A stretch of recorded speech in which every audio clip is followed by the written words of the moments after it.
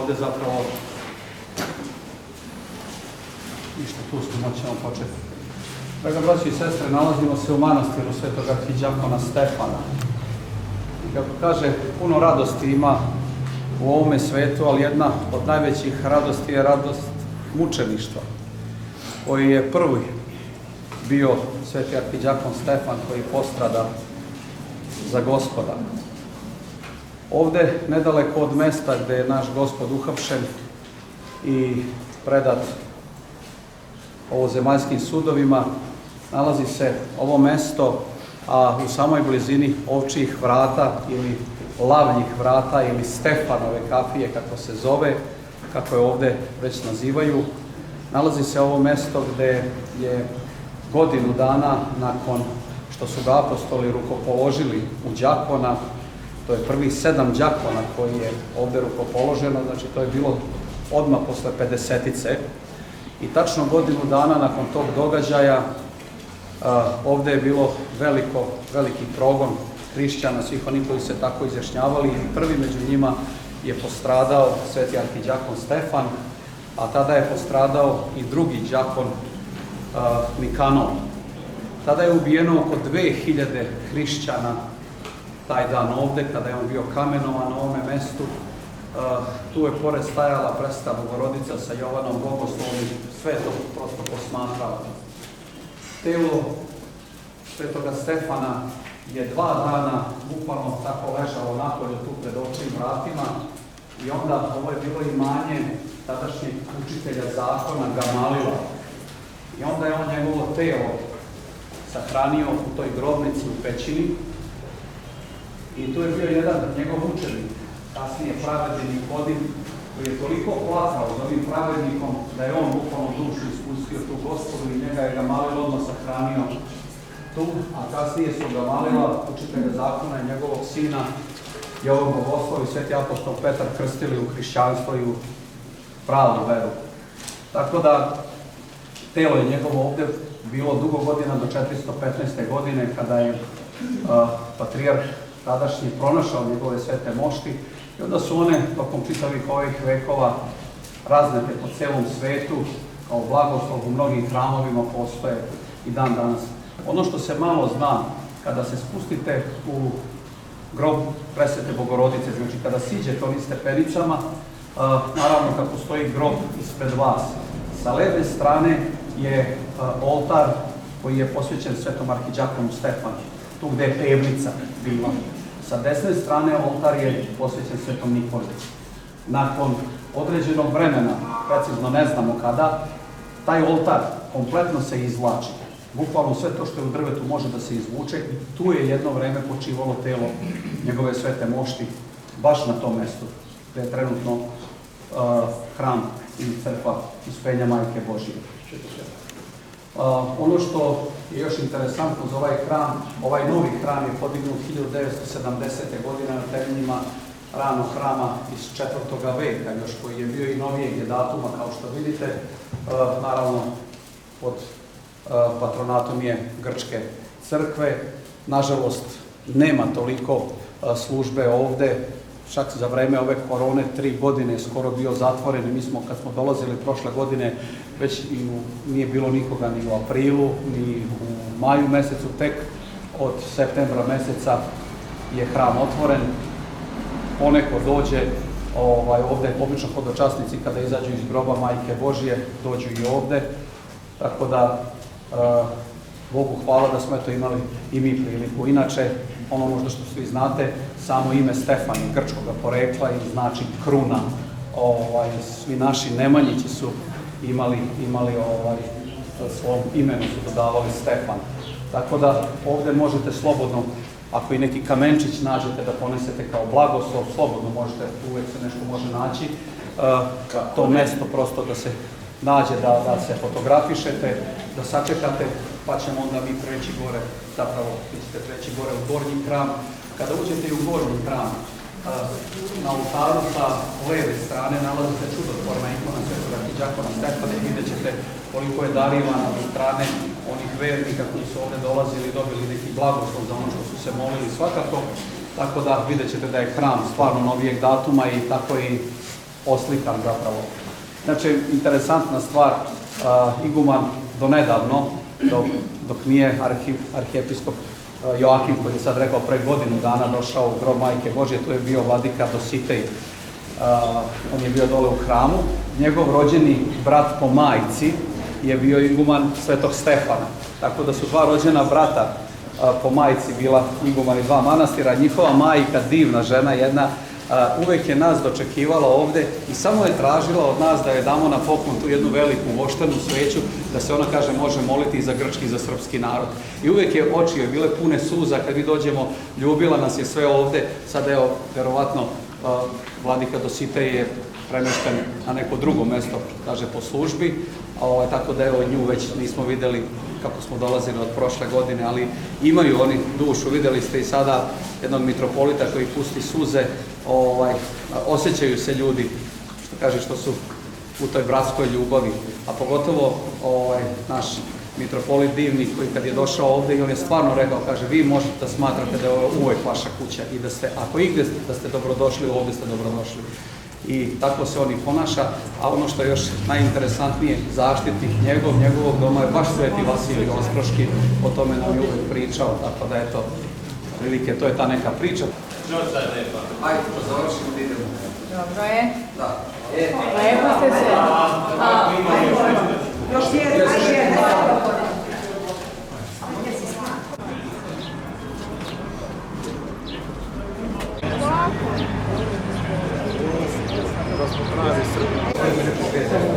Hotel, ispod Manđelja. Pa ima nekad i ona, možda kad bi jedna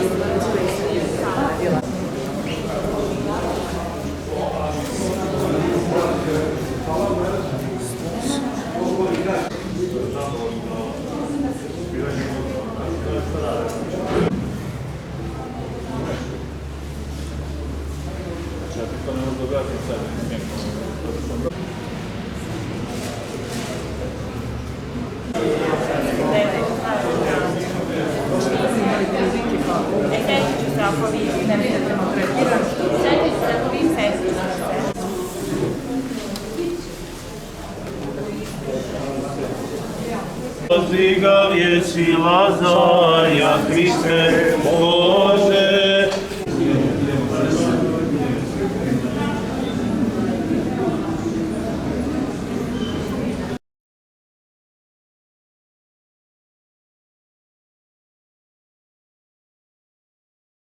Slava Otcu i Sinu i Svjatomu Duhu, i nje i priso i do vijeka.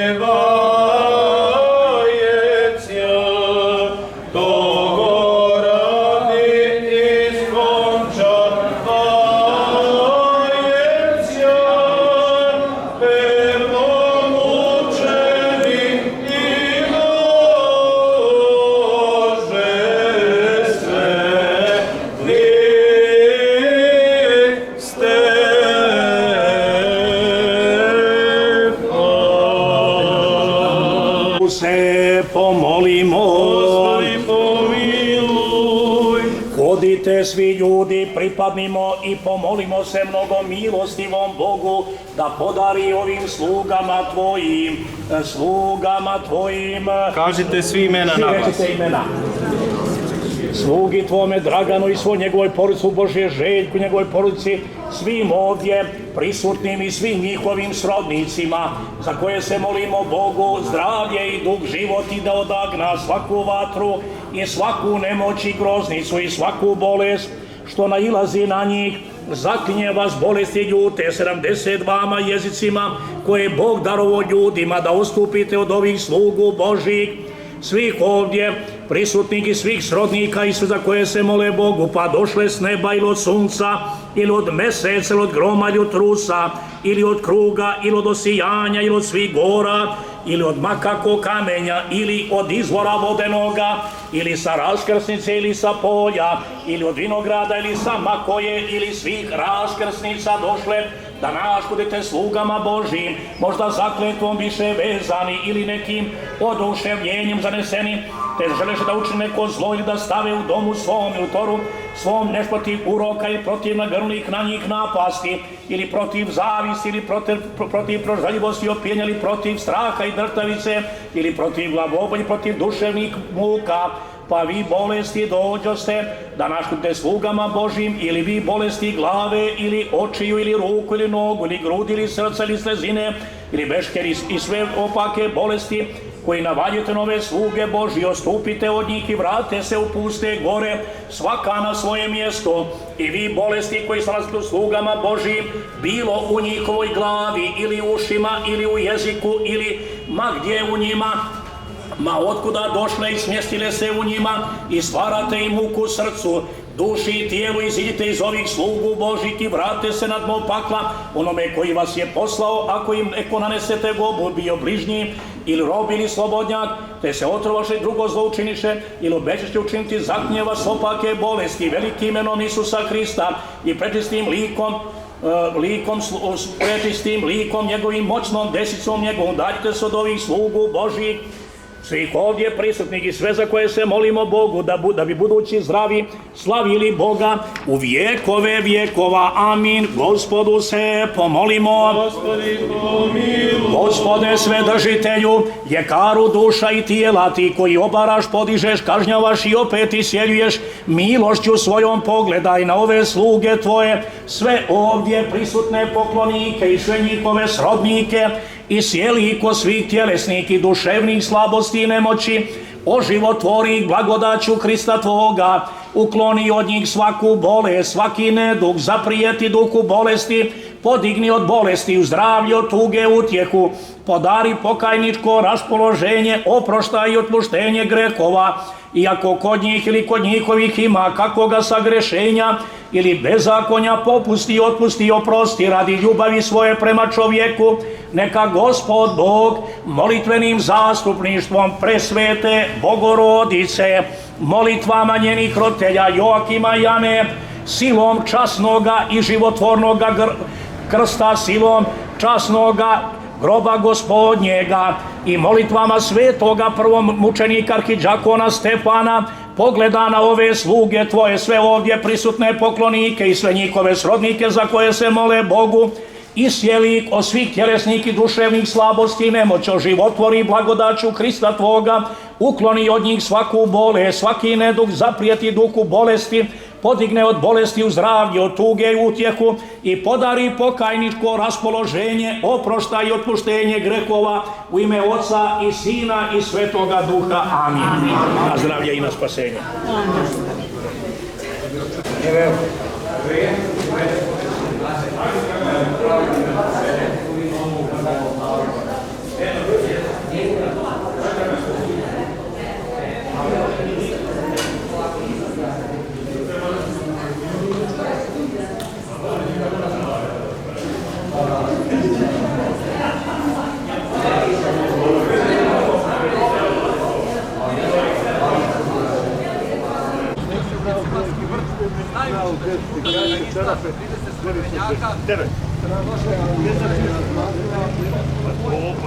Tu se molio, a apostoli Petar, Jakov i Jovan su zaspali.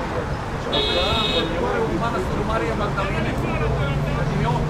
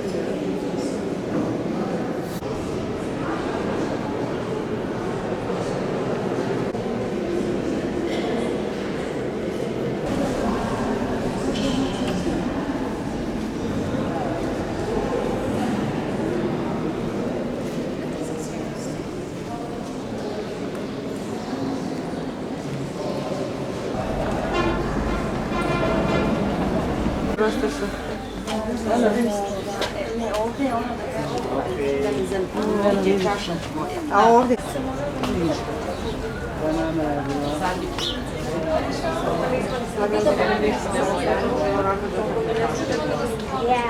To katolici.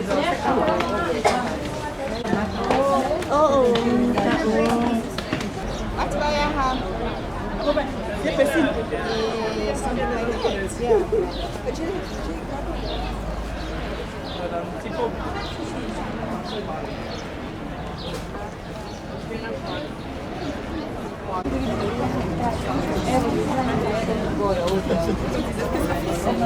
Jeste, ali idete što malo.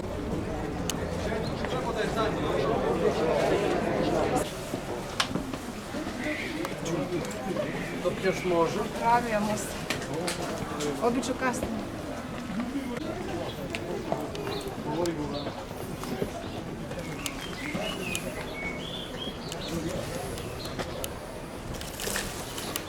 Tu je pećina gdje su apostoli zaspali. Tu su oni zaspali kad su se molili, kad se Gospod molio u Gesimanskom vrtu. Tu je pećina gdje su oni zaspali. 12 apostola, duh sašao.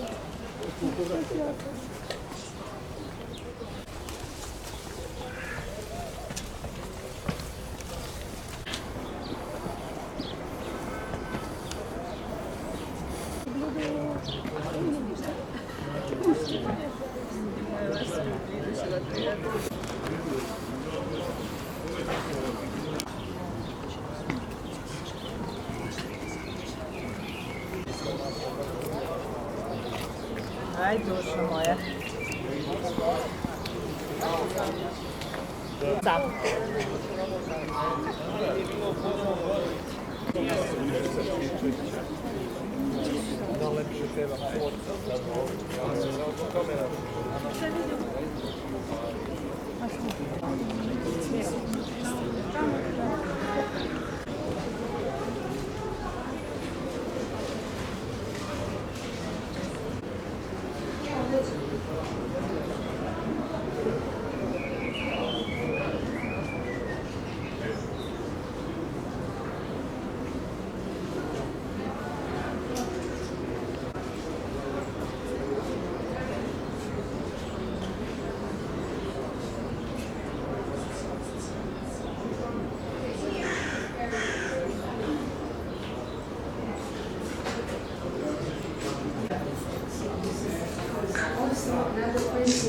Was murdered there, Romanos, and except one.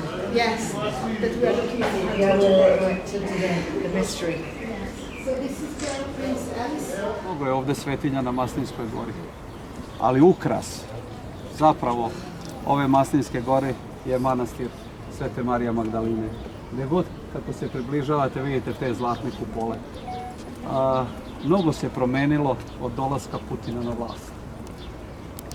Mnogo je pomogao u izgradnji i obnovi ruskih svetinja i ovde i u Jordanu, što ćete sutra imati priliku da vidite na samoj obali reke Jordana koliko je hramova sagrađeno. I stvarno su uvek, možemo slobodno da kažemo, najlepši hramovi. Razumljivo je što oni imaju i dosta monaštva. Ovaj sam hram podigao je ruski car Aleksandar III. I podigao je, da kažemo, u čast i spomen na svoju majku Mariju Aleksandrovu. I hram je posvećen njenoj nebeskoj zaštitnici Mariji Magdalini, koja je, kažu, isto bila ovako lepa i graciozna kao što je ovaj hram. Osveštan je 1888. godine. Prilikom osveštavanja hrama tu je prisustvovao i ruski car, budući, trebao je da bude Sergej, sa svojom suprugom Jelisavetom, koja je bila od roda engleskog, a ona je bila u bliskim rodbinskim odnosima i rodbinskim vezama sa engleskom kraljicom. Udala se za prestolonaslednika i primila veru i vidjet ćete, kao što i naša kraljica Jelena Anžujska primila veru i postala velika ktitorka, tako je svojim životom sačuvala i čast i obraz i svoje porodice i svoga supruga i sama Jelisaveta. Kada je ugledala ovu lepotu i ovaj hram ovakav, kaže, ona je samo, iako bila vrlo mlada žena, rekla kako bih volela jednog dana da me ovde sahrani. I prosto Gospod će njoj to i da ispuni, tu njenu želju, ali se ona desila nekoliko godina kasnije. Monaška zajednica je ovde formirana 1933. godine. To je bila ona zagranična crkva. Ovde su došle dve engleskinje i ovde su one primile pravoslavnu veru. Jedna je postala Marta, koja je bila igumanija ovog manastira, a druga je bila Marija, koja je postala igumanija u Vitaniji. Tamo se nalazi jedna škola za napuštenu decu, pravoslavna škola, gde se ta napuštena deca, mahom devojčice, skupljaju i tu su pre svega spašavali ih i od same ulice, vaspitavali u pravoslavnu veru. Čak i današnja igumanija se zove Marija tamo u Vitaniji. I one su ovde formirale tu monašku zajednicu te 1933. godine i praktički do današnjih dana ovaj hram je opstao ovakav kakav jeste. Šta se dalje dešava? 1905. godine Sergej Aleksandrović strada u jednom bombaškom napadu, u jednom atentatu, i pošto je njegova supruga njega sahranila, pokupili su njegove ostatke, uradili opelo i sahranila ga, ona je rešila da napusti ovozemaljski život i da ceo svoj život posveti Gospodu. Novac koji je imala upotrebljava za gradnju jednog manastira u Moskvi, gde skuplja svoje sestre s kojima je bila i tu su se bavile milosrdnim radom. Pomagale su, odlazile u bolnicu, pomagale bolesnicima. Ona je, kažu, čak posećivala i tog atentatora na njenog supruga i odnela mu je i sveto evanđelje u zatvor i molila se sve vreme da mu Gospod oprosti, da se on pokaje i da mu Gospod oprosti grehe. Kada je došlo do Oktobarske revolucije, znate šta se dešavalo sve, njoj su odmah ponudili iz tih evropskih zemalja, naročito konzul nemački, pošto je ona to imala poreklo iz tog vremena, iz tog dela Evrope, da kažemo, da se vrati, da napusti Rusiju, ali ona nije želela da napusti zemlju svoga supruga. Sa svojim sestrama je bačena u okno jedno rudarsko, kao i porodica carska Romanovih. Kažu da su se mnogo dana čuli krici iz te jame kad se to desilo 1918. godine, kada je ona bila bačena u to rudarsko okno.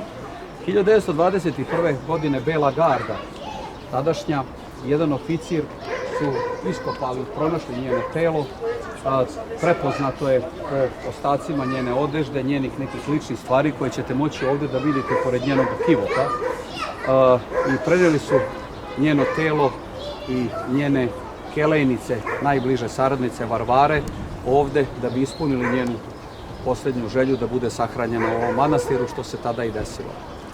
Ono što je interesantno, sad mi je stao mozak, ne mogu da se setim, taj belogardejski oficir koji je doneo njeno telo sahranjen je ovde na Maslinskoj gori, u onom prvom manastiru gde smo bili, gde je bilo drugo javljanje Vaskrslog Gospoda apostolima, baš dole pored te kapele gde se Majka Božja molila, tu je on sahranjen na Maslinskoj gori.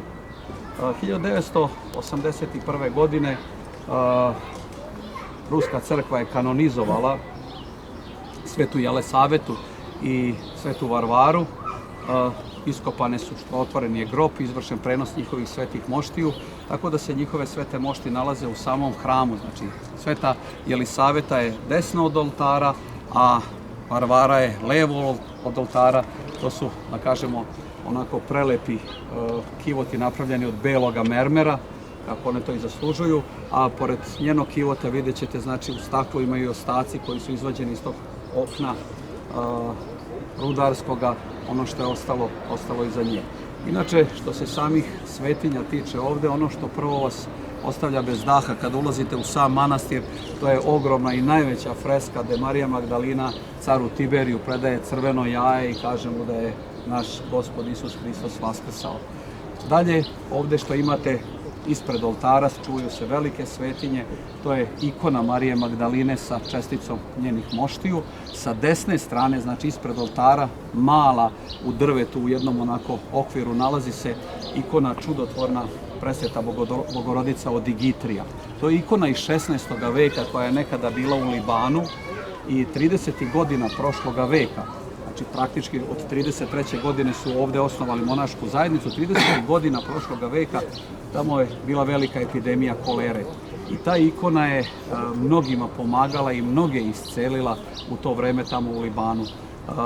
Onda se desio požar u tom manastiru, sve je izgorelo, a ta ikona ostala čitava. Arhijepiskop tadašnji koji je bio u Libanu se zvao Ilija, ona je bila u posjedu njegovome i 3 puta mu se Majka Božja u snu javljala i rekla da donese tu ikonu ovde igumanijama Mariji i Marti u snu. I on je to poslušao i doneo tu ikonu ovde do dana današnjeg. Ona se ovde nalazi ispred oltara, kažem, sa desne strane vidjet ćete prepoznatljivo mala ikona od Digitrija, tako da tu ikonu obavezno celivate, da se pomolite pred njom, naročito ako neko ima neku muku, neku bolest, sve one druge svetinje da celivate. Naravno, kao u svim ruskim manastirima, bezbroj svetih moštiju, to možete vidjeti tamo u tim malim kivotima kako je postavljeno i kako je poređano, da celivate. U principu, što se tiče fotografisanja, najčešće pitamo dozvole, ali nemojte preterivati. Čisto za sebe neku fotografiju nisu pravili neki veliki problem, iako ono obično stoji da se ne fotografiše unutra. Sveće koje palite, ja u principu ovde kod njih, već smo jutro spalili sveće za naše bližnje, namenite i ostavite onaj svećnjak i oni će to kad bude liturgija, kad bude služba upaliti, tako da možete tako najbolje da ostavite te sveće. Na samom ulazu sa leve strane, tu su sestre, tu možete da ostavite imena, one zapiske vaše za pomen ovde i za molitvu. Ovde stalno se služi. Znači, u ruskim manastirima se stalno služi, ako će negde za vas da ostavite, stvarno ostavite ovde. Kad sve to završite, nalazimo se ovde i nastavljamo dalje po ovom našem programu Ulica stradanja do groba Gospodnjeg, pa ćemo nešto nastaviti. Ako još neko bude nešto interesovalo, tu sam na raspolaganju. Patrijarh Sofron je držao te 33 sveće i one su do dana današnjeg ostale i čuvaju se, kažu, u ovom manastiru. U nekoj njihovoj riznici sigurno. Eto, i to je prosto jedna interesantna stvar.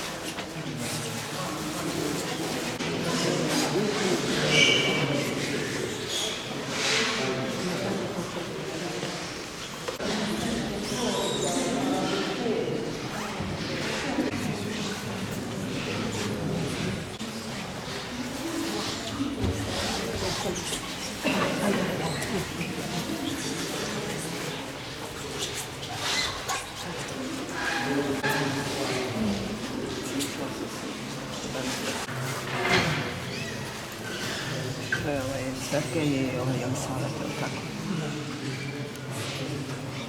Kneginja Elizaveta Fidorovna i Varvar. Čekajte malo, kaže otac Roman, hoće da vas sve pomože sa uljem iz kandila ovdje.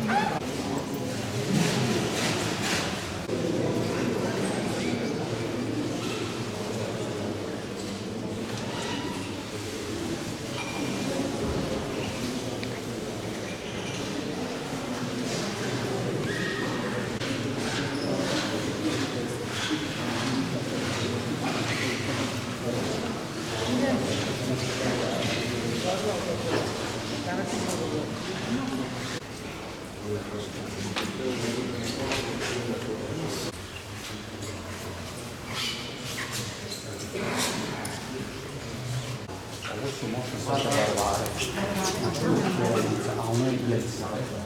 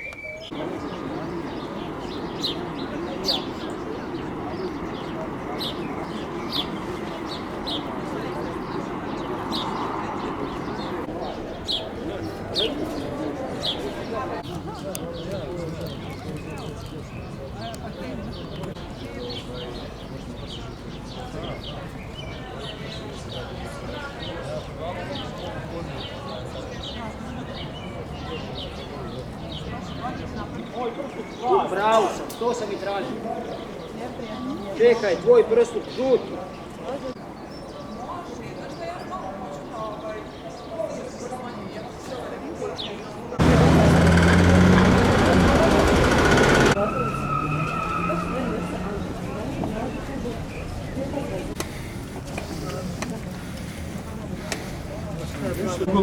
Može, oče. Kad ti i ja umremo, ko će nastaviti da vodi grupu?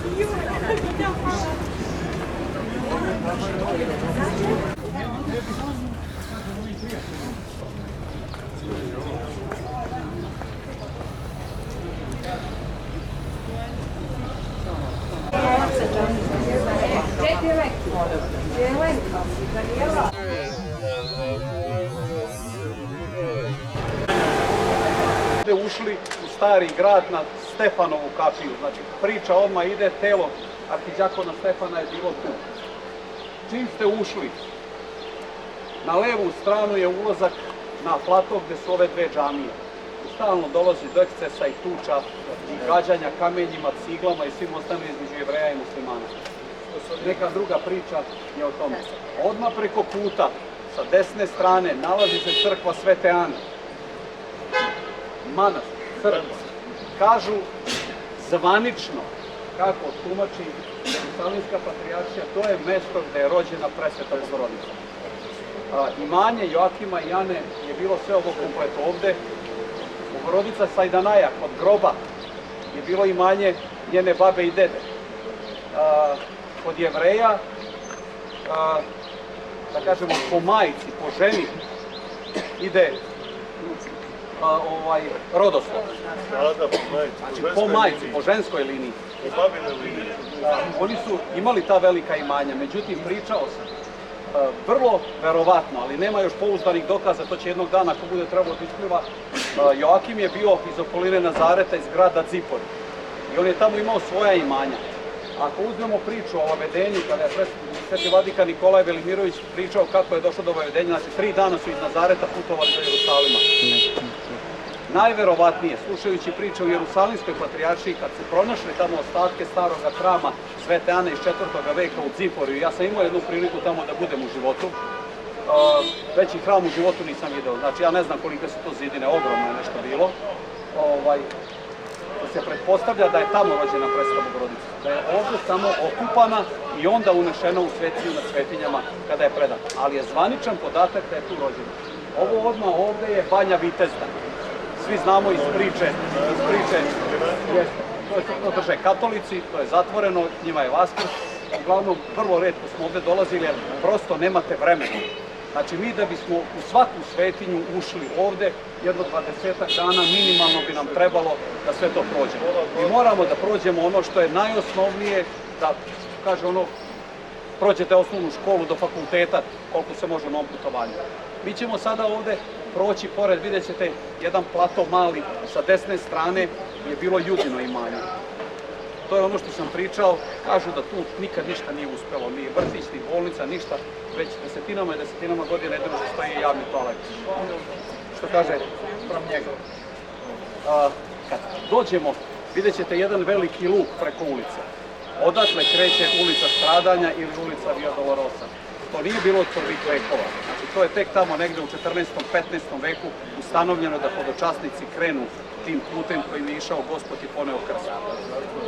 Mi ćemo prvo doći praktički do druge tačke, jer prva tačka je zatvor. Znači, gde je Gospod bio zatočen, tamo gde je bio i onaj razbojnik Varava. Kažem, Jerusalim je nekad sasvim drugačije izgledao, pre svega 6 metara je bio niže. Vi tu negde oko zatvora, vi ćemo proći pored mesta gde imate muzej jedan, gde se spuštate pod zemlju.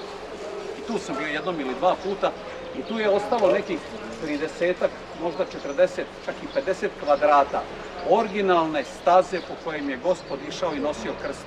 Znači, skroz u podzemlje Jerusalima, tu su i neke cisterne za vodu iz još rimskog vremena. Tako da se tako može videti. I prosto moramo neku sliku da napravimo, nadam se da će taj katolički manastir biti otvoren, da uđemo u dvorište gde imamo tu, da kažemo, jednu reljefnu planšetu napravljenu kako je nekad izgledao stari grad, pa da vam samo to pokažemo ono najosnovnije, tamo da možete da napravite sliku kako je to nekada izgledalo. Znači, oni Gospoda iznose iz zatvora pred Pontija Pilata, izvode i Varavu razbojnika, i on se tu obraća narodu.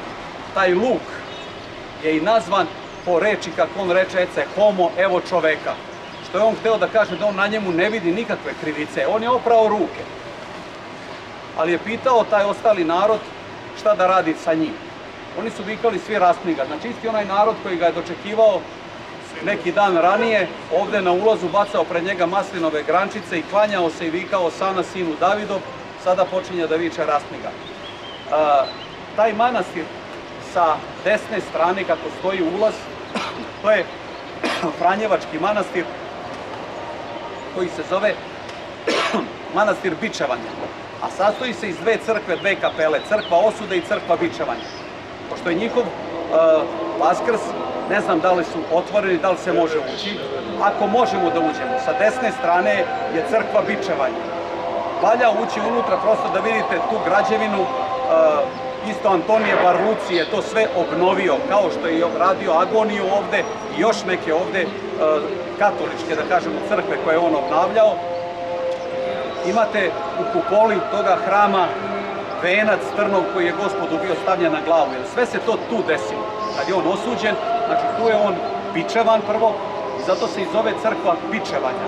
Kažu, kada su gradili, kada su potkupili, zapravo to je egipatski sultan predao Franjevcima kada je osvojio ovde Jerusalim, kad su gradili hram, da su se čuli jauci i vriske, tu su bili stubovi, ostaci, da su to sve oni vojnici bili i njihove duše su vrištale kakve su zlo i nanosile Gospodu dok su ga tu tukli, dok su ga tu, kaže, mučili na tom mestu. Da se mogli čuti njihovi, kaže, krici i uzvici od te patnje i te muke koje su njihove duše proživljavale. Budemo mogli da uđemo. Spuštamo se do zatvora, znači prosto sad zatvor je ispod kao prva tačka. Oni su njih doveli ovde pred njegovu kuću. Taj narod nije stajao sa ove strane. Njegova kuća je bukvalno bila tamo prema Zlatnoj kupoli. Tu se sad nalazi jedna muslimanska medresa, škola. Mi smo nekada mogli, kad smo imali vremena da uđemo, platimo im neke pare, ovako damo, ne samo tu izvedu prosto na taj prozor i da vidimo taj maslinjak. I da se samo eto lepo vidi kako izgleda Zlatna kupola i taj terasa zapravo gde je i džamija Al-Aksa, jer narod je tamo stajao prema praktički zidu plača, prema džamiji. Odatle ući ćemo, kažem, u zatvor, tamo ćemo proći da vidimo mesto gde je sam Gospod bio zatočen, možemo se spustiti tamo gde je Varava bio zatočen, tu je naš otac divni, gde možemo i da kupimo nešto od suvenira i onda se spuštamo do same jedne krivine. Tu počinje zapravo ta staza, ta ulica gde Gospod prvi puta pod teretom krsta pada i tu je sad već treća tačka, tu se nalazi Jermenska patrijaršija. Tu je odmah pomerena i četvrta tačka, odmah je stavljena pored. Iako je ona pre 20 i neku godinu bila udaljena bar jedno 100 metara dalje, ali to ono što sam vam pričao i na Vaznesenju, znači stalno se ta istorija nešto da se briše i da se ne zna gde je šta, a šta je zapravo bila četvrta tačka. Kada je on osuđen, Presveta Bogorodica je otišla da traži Pontija Pilata, da traži pomilovanje. Kako ga nije našla, ona se vratila nazad tu i kad je njega videla tako kako je pao pod krstom, tim krvavoga i onaka kakav je bio sam u ranama, ona se onesvestila. I to je ta treća i četvrta tačka, susret Gospoda sa krstom i Bogomajke. Tako da tu ćemo samo videti u ogradi jednoj, znači originalno kamenje, to je jedan deo koji je ostao tog originalnog kamenja kojim je Gospod išao. Znači to imate u muzeju, imate na tom delu i treći deo autentičan iz tog vremena ćemo vidjeti u manastiru Svetog Aleksandra Nevskog, čime ćemo završiti ovaj obilazak sa tom ulicom stradanja, ulicom bola. Tamo ćemo mnogo nekih interesantnih stvari čuti i to kako je ona išla i zašto je išla da traži pomilovanje i zašto je bilo šanse da on bude pomilovan, naravno kao i svi neki drugi osuđenici, ali je moralo da se ispuni pismo kako je bilo zapisano. Pošto tu nema šta da se nešto specijalno gleda. Znači mi ćemo ići tom stazom i onda dolazimo do krivine kada krećemo stepenicama gore. Na samom uglu je peta tačka koja je posvećena Svetom Simonu iz Kirine, Kirinejcu. On je bio poreklom iz Libije, iz grada Kirine. Bio je dosta krupan čovek i vraćao se iz polja.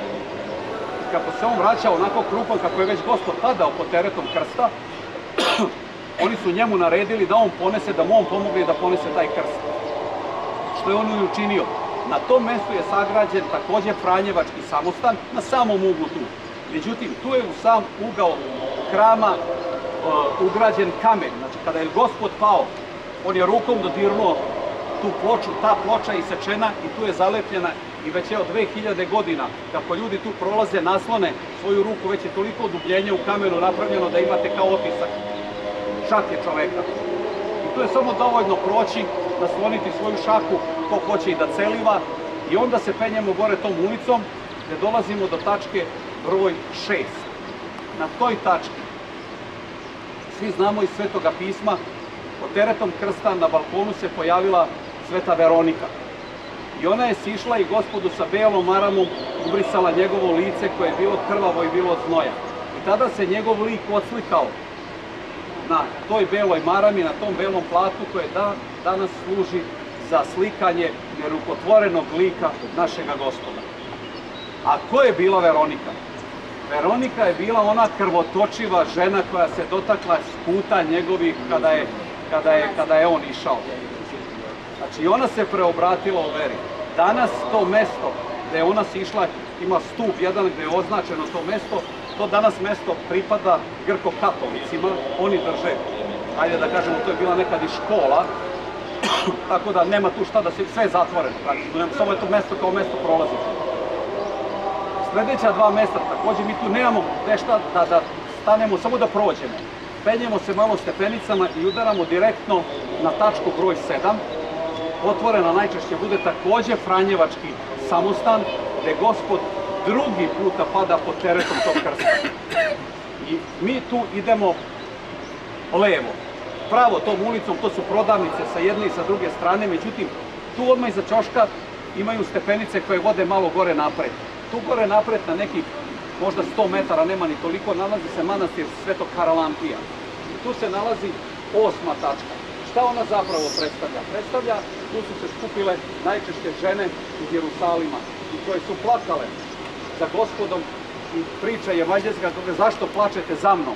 Plačite sa sobom, za svojim porodom, jer kaže, blažene će biti, kaže, utrobe koje nisu rađale i dojke koje nisu sisali. Kakva će teška vremena doći. Znači, samo je tako mesto obeleženo sa jednim krstom, jednim krugom i prosto predstavlja tu evanđelsku priču gde su žene jerusalimske, kaže, plakale nad Gospodom koji je išao. Idemo malo dalje, nema svrhe da prolazimo stepenicama, tu se nalazi gore sa desne strane Koptska patrijaršija. Na tom mestu Gospod treći puta pada pod teretom krsta. Ništa specijalno da se vidi, samo da gubimo vreme, da odemo tamo da bismo rekli, evo to je to mesto. Stepenicama možda 70 metara, 100 metara ima dođe. Zbog čega kažem? Najviše ću vam ispričati u manastiru, u crkvi Aleksandra Nevskog. Tamo ćete kompletno shvatiti gde su te tačke i kakve su bile i šta je zapravo kraj bio Gospoda kada je izašao na Efraimovu kapiju, kada je izašao na Golgotu. Golgota je nekada bila van zidina Staroga grada. Kada je Sulejman Veličanstveni osvojio Jerusalim 1524. godine, on je proširio zidine Staroga grada i tada se Golgota našla u sklopu tih zidina. A tamo ćete celu priču da shvatite šta se zapravo dešavalo, taj sam kraj, zadnji ti trenuci Gospoda pre nego što je bio stavljen gore i razapet na krstu. Tako da ćemo sad samo prolaziti kroz, tamo ćemo sve to obaviti, tamo ćemo sve više ispričati vezano za to i sa tim ćemo završiti. Ovo je znači samo jedan prolazak, jedino stajemo u zatvoru. Ako je otvoren, to drže Grci, to je hram. Tu preko puta zatvora, ako budemo stali, ko hoće stvarno, mi tu stanemo, tu se onako osvežimo, imate ceđene i narove i sve ostalo voće da se okrepite.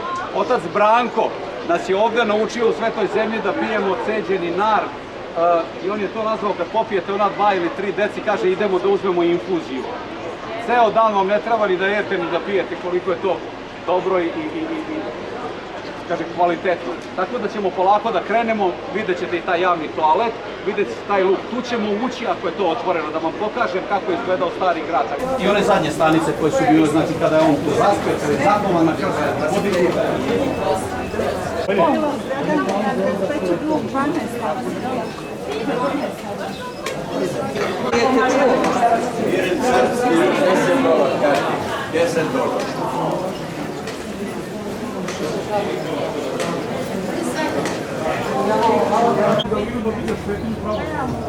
Naš list Božnjak rodom, uzmeti 14 evra, to obveze. Otvoreno je.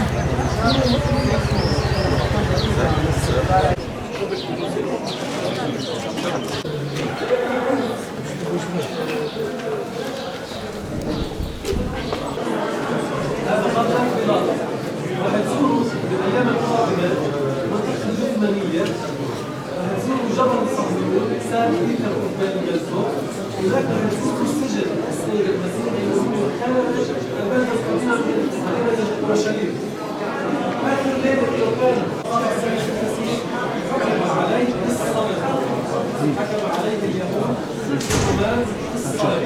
sada ovde.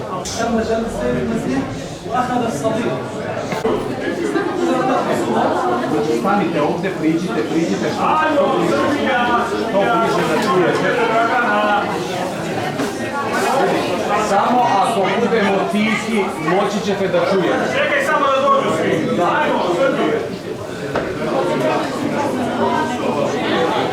Dragane, bolje mi je ovdje, Dragane. Ne, moram da pokazujem.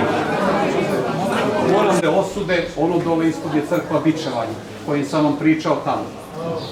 Nedavno se ovdje desio jedan eksces, to ste možda vidjeli na YouTube-u, kada je jedan ortodoksni Jevrejin upao ovdje i porušio statu kip gospodnji, svašta je nešto bilo, to je kako su ga oni uhvatili, oborili, to se često dešava sada ovdje da se razumemo. Znači ako budete htjeli da uđete tu da vidite, znači tu je on osuđen, a onda je tamo dole bičevan i tamo mu je stavljen taj trnovenac na glavu. Vidjet ćete čak i ovdje vojnici tadašnji koji su bili, oni su često igrali kocku. I vidjet ćete ovdje dole ispod na pločama imaju kao ona igra X-Ox. Bilo im je dosadno pa su šamarali jedni druge i to je iz tog vremena ostalo. Kažu da je čak kad su odlučivali da uzmu njegov purpurni ogrtač, da su se tako kockali ko će da ga uzme. Međutim, mi smo ovdje najviše stali ovdje da prosto vidite, da pokušate da napravite sebi sliku kako je nekad izgledao Jerusalim. Znači ovdje je ta planšeta koja je napravljena. I vidite, nekada stari grad Jerusalim je bio, znači ovo su sve te zidine, kako idu i vi pazite, evo ovo, to je bio stari grad. Kada je Sulejman Veličanstveni osvojio Jerusalim, on je proširio zidine staroga grada i one izgledaju do dana današnjeg tako. Ono što nas interesuje, znači mi smo, evo ovdje, ušli na Stefanovu kapiju. Pogledajte, tu je Stefanova kapija. Tu smo mi ušli. I nas je put dalje vodio ovdje prema ovom delu, gdje smo pričali, gdje smo sada ušli, gdje je osuda bila njegova. Ovdje je bila kuća Pontija Pilata. To je ovo sad tačno preko puta gdje je taj luk koji su nazvali Ece Homo, evo čoveka. Ovo ovdje je svetinja nad svetinjama. Ovo je Solomonov hram. I pogledajte kako je on u obliku slova T, Tafos. To je oznaka i sada Jerusalimske patrijaršije koja predstavlja grob Gospodnji. Ovdje su zlatna vrata. Kroz ova vrata je Gospod ujahao na magarcu u Jerusalim. I ona su zazidana. I bit će otvorena, će Gospod kroz njih proći drugi puta kada dođe. Znači, prosto da shvatate šta se gde nalazi. Nekada, znači, Gospod kreće kad su mu stavili krst i on sada, vidite, ide ovom, ajde da kažem, ovo je otprilike kako je to tada izgledalo. I vidite ovu krivinu ovdje, znači ovo se put nastavlja. To su sve te tačke kroz koje ćemo mi proći. Znači ovdje gdje on pada prvi puta pod krstom, na kraju ove ulice, gdje se susreće sa Bogorodicom, gdje mu Simon iz Kirine pomaže da ponese svoj krst, gdje mu Veronika briše čelo, gdje on ide dalje, pada i drugi puta i pada treći puta i on izlazi na Golgotu. Golgota je nekada bila van granica staroga grada. Evo je Golgota, gdje su ova tri krsta, ovo je grob Gospodnji. Danas se ovdje nalazi hram Vaskrsenja. Znači kada je on, sad vidite, to napravio, proširio zidine starog grada, ovo se sad sve našlo. Šta se tada dešavalo? Majka Božja je otišla da traži milost od Pontija Pilata. I tada je, zakon je bio takav. Kazna se izvršavala na tom brdu Golgoti. Tu su svi ti koji su bili osuđeni na smrt, razapinjani na krst. To je bilo jedno nečisto mesto, bacani leševi, svašta nešto se tu dešavalo i bilo. Rođaci od osuđene osobe mogli su da idu kod nekog od prvosveštenika i da traže za njega milost. I ako su dobili tu milost pre nego što je on izašao na kapiju, Efraimova ili Jefremova kapija, koja postoji danas u originalu, koji ćemo vidjeti u Aleksandru Nevskom, to je ono što je autentično ostalo. Oni su mogli biti pomilovani. Kada izađu kroz ta vrata, smrtna presuda se morala izvršiti. I zato je Bogorodica krenula da traži milost za njega, ali pošto ga nije našla, ona se vratila, susrela se sa njim I Gospod je kroz ta vrata morao da prođe i da izađe na Golgotu i bio razapet. Znači, sve se to dešavalo ovde i tu ćemo vidjeti originalan deo staze, bukvalno na sam izlaz kapije. Tu ćete vidjeti i postoji, pošto su nekada kapije grada su se uveče zatvarale, ali su ostavljeni procepi mali pored te velike kapije da stoka može u toku večeri da uđe i te mali prorezi, tako je bilo i tu. I onda tu napravljene su takozvane iglene uši. Tu se mi provlačimo kroz to, ljudi, a neke slabije konstitucije mogu da prođu i onda je to ono, opet evanđeljska priča, lakše je kamili proći kroz iglene uši nego bogatom ući u Carstvo nebesko. Tako da ćemo se i tamo provući svi kroz te iglene uši. Tako da nekad je tako Jerusalim izgledao. Ovo ovde je brdo Sion. Ovde je kao, što bi mi rekli danas u Beogradu, Dedinje, elitni deo tada bio gde su bili prvosveštenici, Kajafa, Ana, tu su sve njihove kuće bile, to je bila kuća Jovana Ljubljenoga, znači starca Zavedeja, soba tajne večere, to ćemo u utorak kad budemo išli tamo proći kompletan taj deo da vidite, ali prosto eto da vidite kako je to izgledalo nekada. Ovo je Davidova kula, koju tamo svi vidimo kad dolazimo na Jafa kapiju, ona velika kula koja ima. Tako vam je nekada izgledao stari grad Jerusalim i evo danas ovako. Ovdje otprilike najbolje to možete da vidite i da shvatite. To je već van, kaže nešto, to je ono staro groblje njihovo, jeste zato što je to ovdje sve taj deo koji je sada pretvoren Maslinska dvora i kompletno to sve.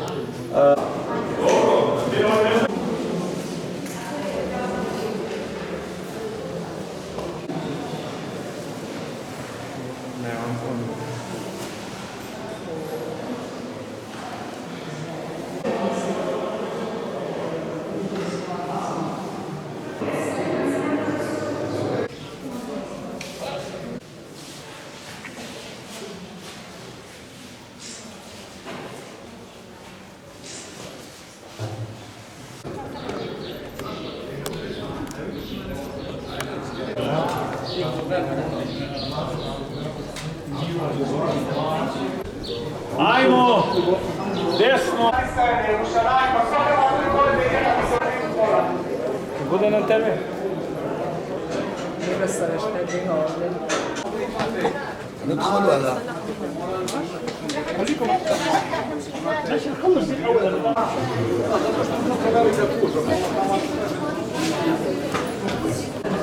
ايوه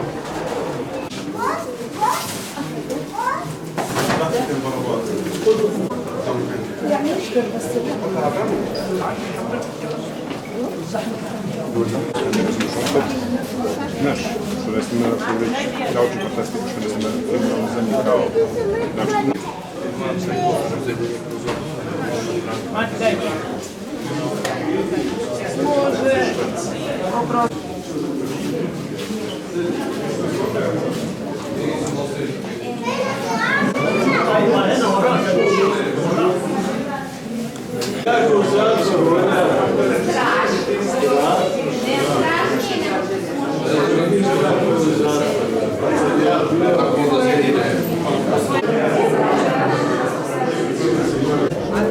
Ovdje se može ući.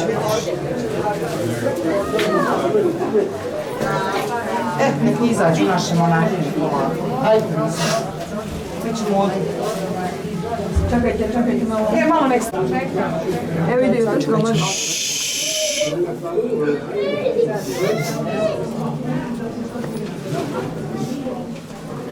Aha, beba.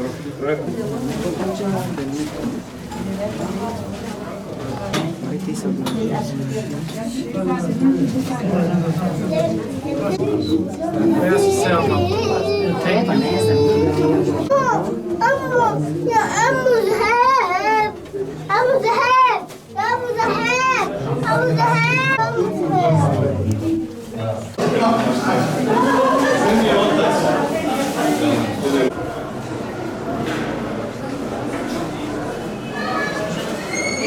Jalla, Merita!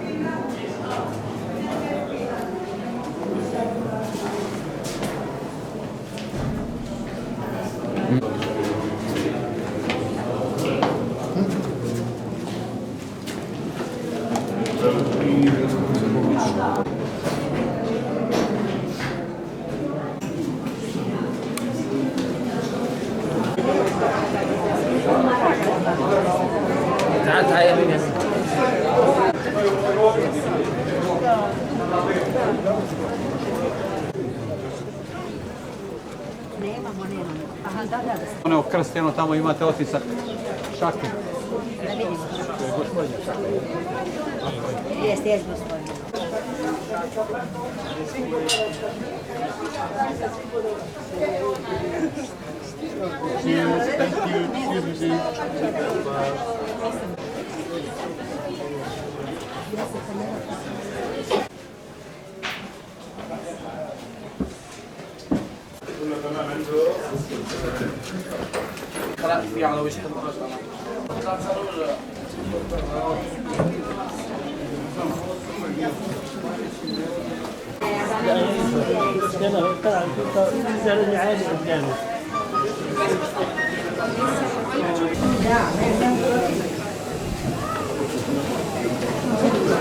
Peti krug, krst.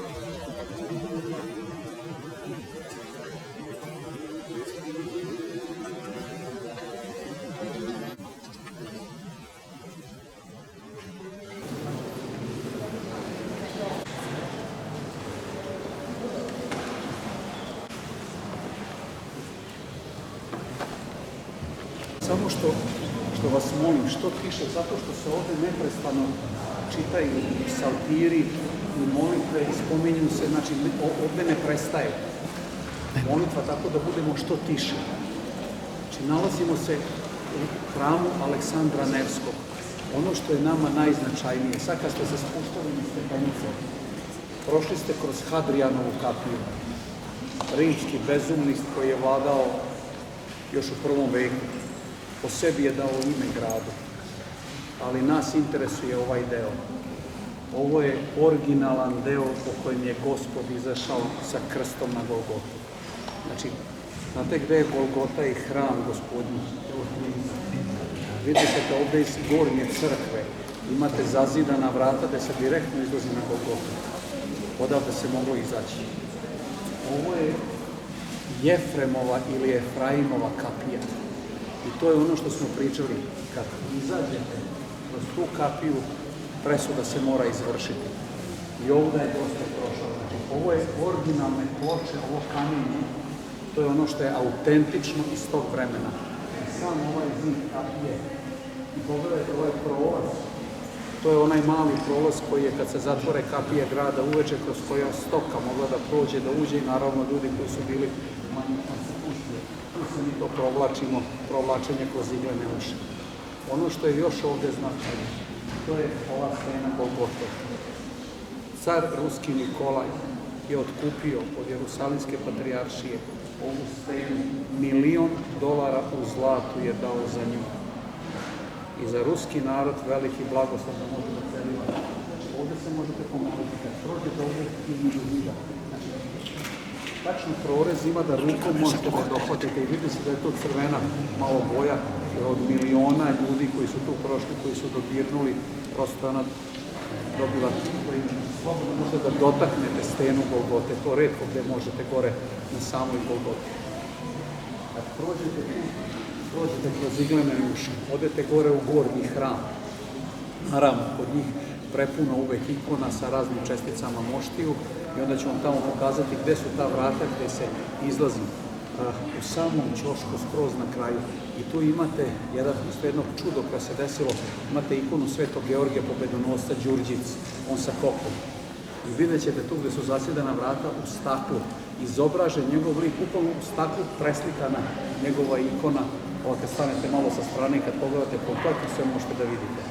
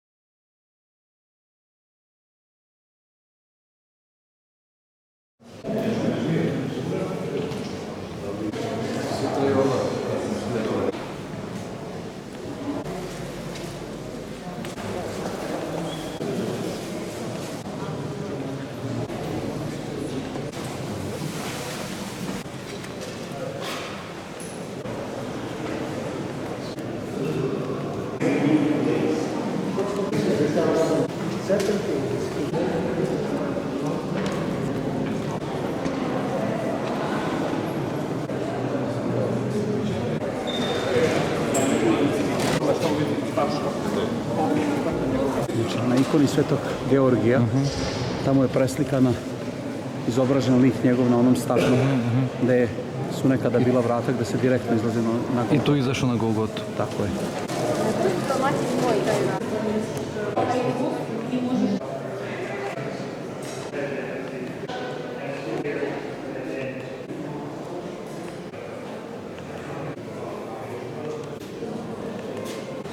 Vaši se možda svidjeti.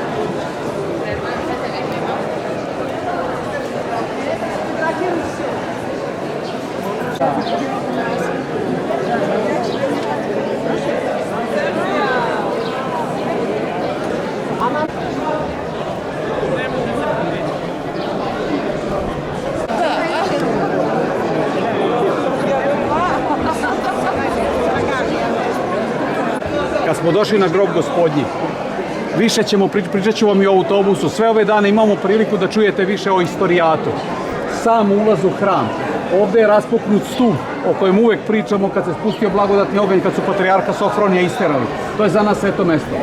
Prvu svetinju na koju nailazimo, to je donja ploča, ploča pomazanja na kojem su telo Gospoda Isusa Hrista skinuli sa krsta. Ona miriše na nardovo miro, tog dana su žene upotrebile između 70 i 100 litara mira za pomazanje njegovoga tela, na kojem je bilo preko 500 otvorenih rana. Stepenice gore vode na Golgotu.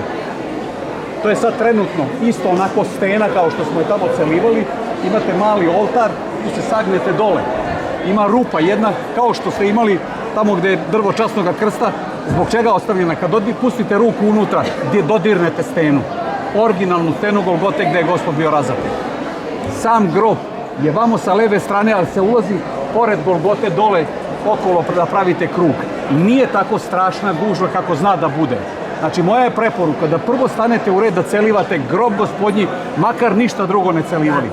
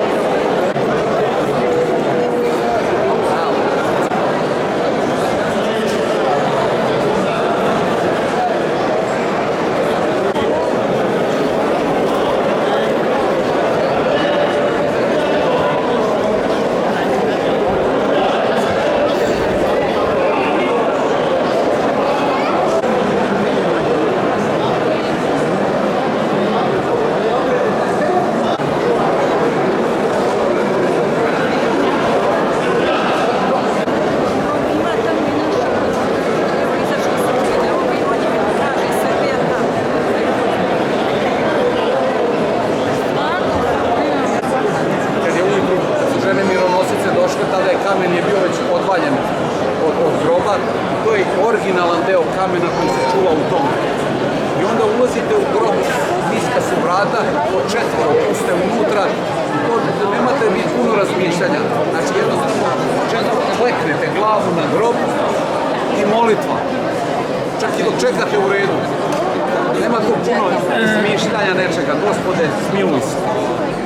Kao razbojnika pomeni me u carstvu svome i ništa više pomenite i kraj. Znači, to je 15 sekundi i tap, mora se ići napolje zato što dolaze drugi. Ali ako imamo vede kao zrno burušićino, što kaže, premestit ćemo mesto s mesta. Znači, mi nekad stalno tražimo posebno nešto ili ne znam.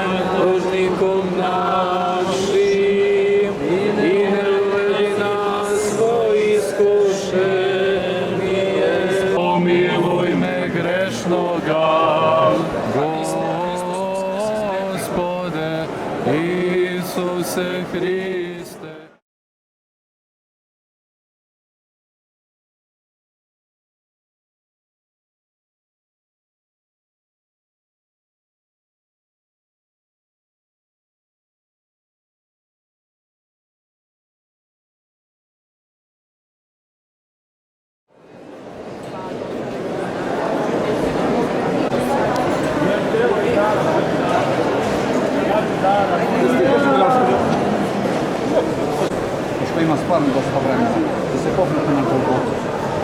I završite to ploča pomazanja i vidite šteta da ne budete se gledati.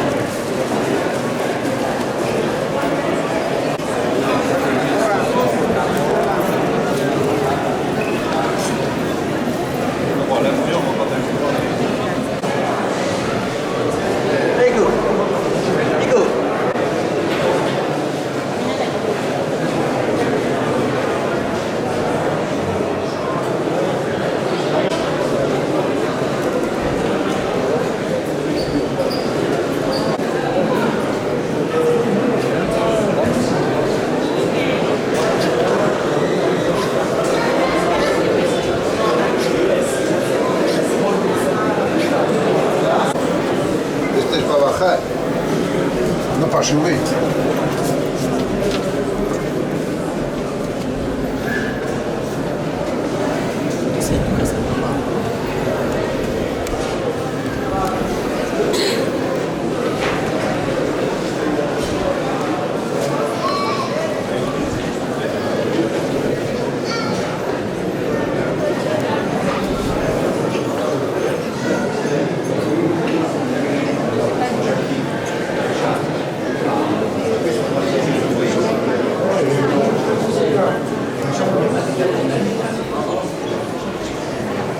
Questa parte invece appartiene agli ortodossi.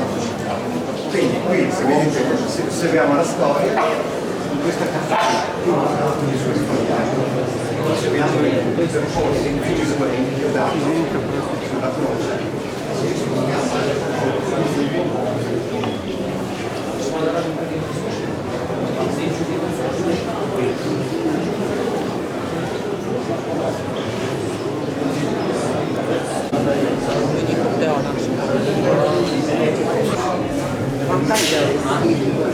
Nisam, a hoćeš malo da...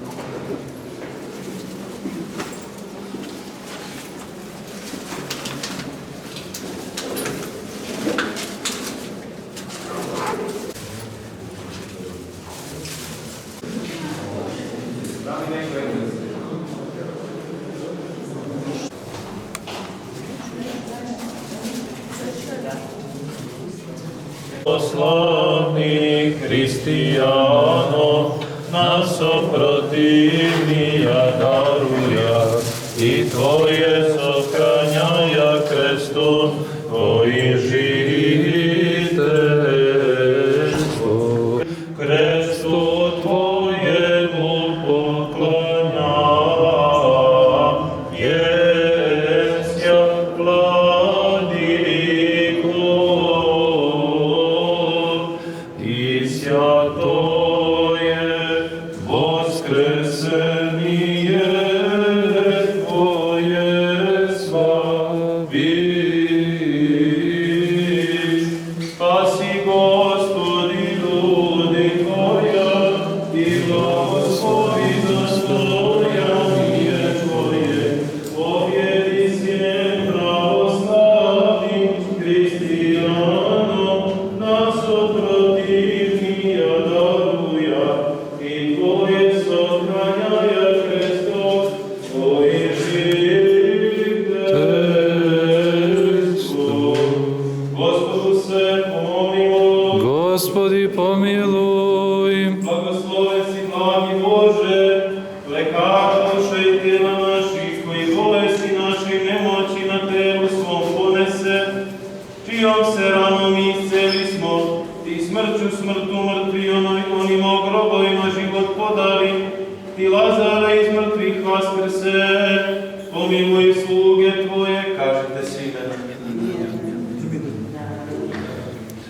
Kao što si Petrovu taštu posjetijenom rečju groznicu njeteroj dvojici dužnika dugo prostio i ženi grešnici oprašte greha podario, ti dakle mnogo milostivi i dugotrpeljivi Gospode, koji tuguje zbog ljudskih zala, pogledaj na nas i na sluge Tvoje, kažite svi medom na glas. Bognicu Kristine Stefana. I oteraj njih glavobolju i zavistite gopu i vatru, i oslobodi ih od užasa, izbavi ih od ognje zlog dana i časa, i od zlih oči ljudskih, i od zloduha podnevnog, i od svake bolesti i nemoći, i ukloni vatru, i odagnaj bolest od onih koji se seće Davidova proroštva koje kaže: pomiluj me Bože, po velikoj milosti svojoj i po velikoj dobroti svojoj, očisti svako bezakonje njihovo i svaku lenost i svaku nemoć, jer si ti istiniti lekar dušo i tela naših, Hriste Bože naš, i Tebi slavu uznosimo sa Otcem i Svetim Duhom, sada i u veki u vekove vekova.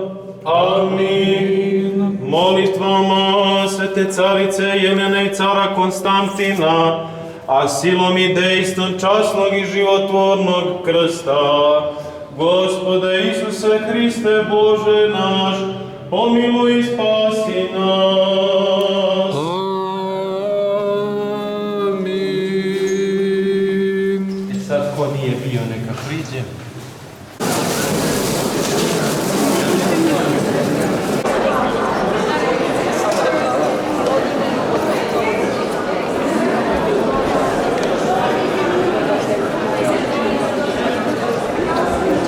Ma tutte le volte che veniamo noi sempre...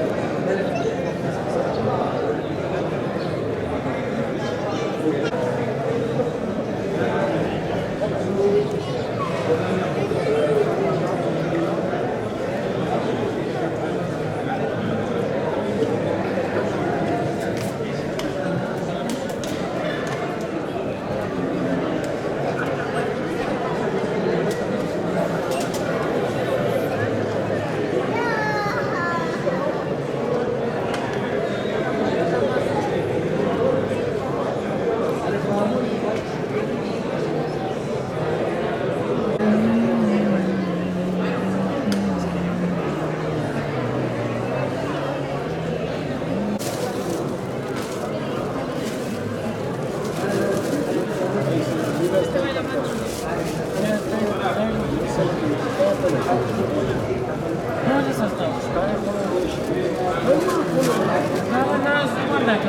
Che te ne sta lavorando?